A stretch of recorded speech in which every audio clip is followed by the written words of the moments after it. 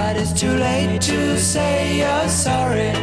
How would I know? Why should I care? What happened to bands like the Zombies, whose masterpiece Odessey and Oracle became a timeless classic only after they disbanded?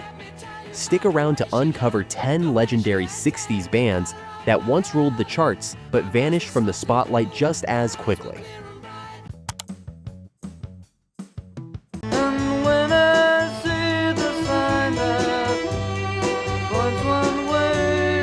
The Left Bank were pioneers of Baroque pop, bringing lush orchestral elements into rock music in a way that was unique for the time. They're best remembered for their unforgettable hits like Walk Away Renee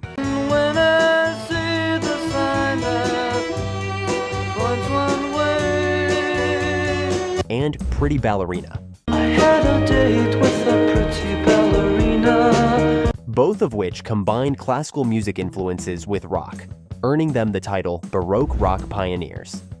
The Left Bank's use of string arrangements, harpsichords, and complex harmonies set them apart from their contemporaries. Unfortunately, internal strife, especially between lead singer Steve Martin Caro and songwriter/keyboardist Michael Brown, created an atmosphere of tension that would eventually tear the band apart. After a second album that wasn't well received, the group disbanded by the late 60s, with Brown going on to work with other musicians.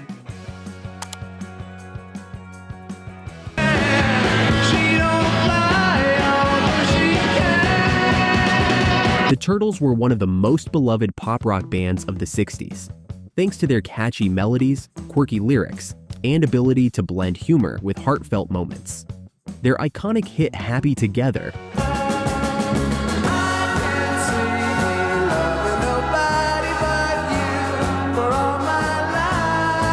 became an anthem of the era, with other popular tunes like Eleanor and She'd Rather Be With Me, showcasing their knack for infectious pop songs. But despite their commercial success, creative tensions began to mount, especially as the band felt pressure from their record label to create a more mainstream sound. By 1970, after years of internal conflict and frustration with the industry, the group split up. Founding members Howard Kalin and Mark Volman reinvented themselves as Flo and Eddie, collaborating with Frank Zappa, but the Turtles' time in the spotlight was over. Get to know you, yes I do, but I'd like to get to know you, if I could. Spanky and Our Gang brought sunshine pop to the late 60s, with their upbeat and melodic sound that fit perfectly with the optimistic vibe of the era. Hits like Sunday Will Never Be the Same, Someday we'll never be the same. and Lazy Day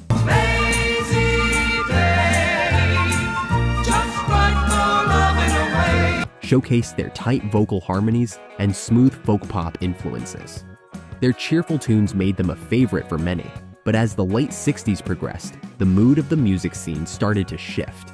Spanky and Our Gang struggled to adapt to the more socially conscious, heavier sounds that dominated the airwaves.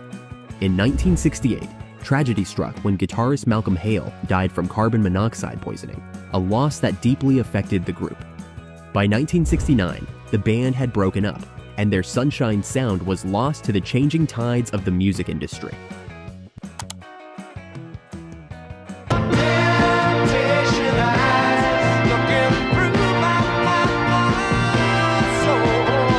The Grassroots were known for their polished folk rock and pop sound, scoring hits like Let's Live for Today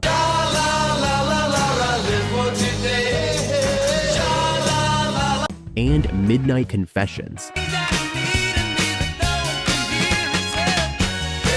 that were staples of AM radio in the 60s and early 70s.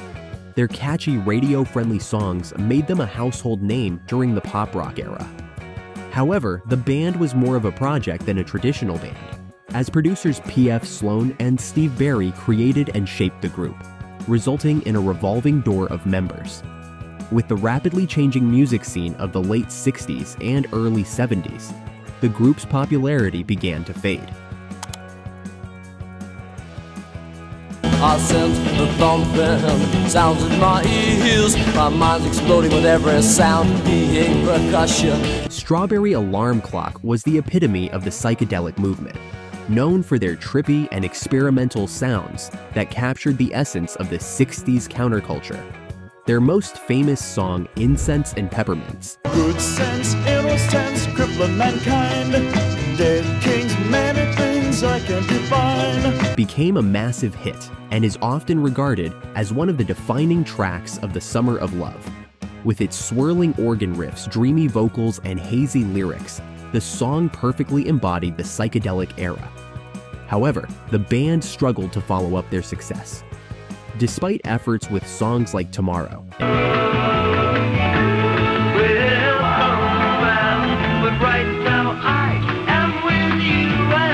and Sit with the Guru, they couldn't recapture the magic of their breakout hit.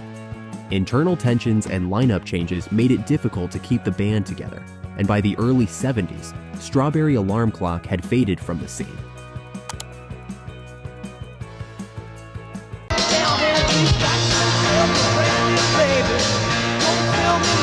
Paul Revere and the Raiders were one of the most fun and energetic bands of the 60s, blending garage rock with pop and a touch of theatrical flair.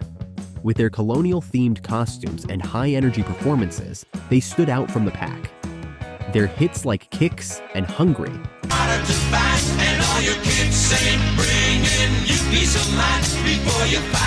showcased their rebellious spirit and catchy hooks. But by the early 70s, their playful sound began to clash with the darker, more experimental rock that was emerging. Frustrated with the changing times, internal tensions, and departures from key members, the group eventually disbanded. Cherish is a word I use to describe. The Association was one of the key voices in the sunshine pop movement, with their lush harmonies and sophisticated arrangements. They hit it big with songs like Cherish, Windy, and Never My Love, Never my love. Never my love. which became anthems of the 60s. Their smooth melodic sound made them a favorite of radio stations across the country. But as the 60s wound down, the rise of more experimental and heavier music left the Association's polished sound feeling outdated. Internal struggles, pressures of constant touring, and the changing landscape of the music scene led to their decline. By the early 70s, the band was no longer at the top of the charts. Living without you is driving me crazy. I cry like a baby. The Box Tops had a short but memorable run in the 60s, and they're probably best known for launching the career of a young Alex Chilton, who would later find fame with Big Star. Their breakout hit The Letter became a massive hit in 1967, with its raw, soulful energy and Chilton's distinctive voice making it an unforgettable anthem of the era. However, despite the success of their biggest hit, the band struggled to maintain momentum. As the years went by, their singles failed to match the success of The Letter, and tensions within the band began to rise. By 1969, Chilton had left the group, marking the end of the Box Tops.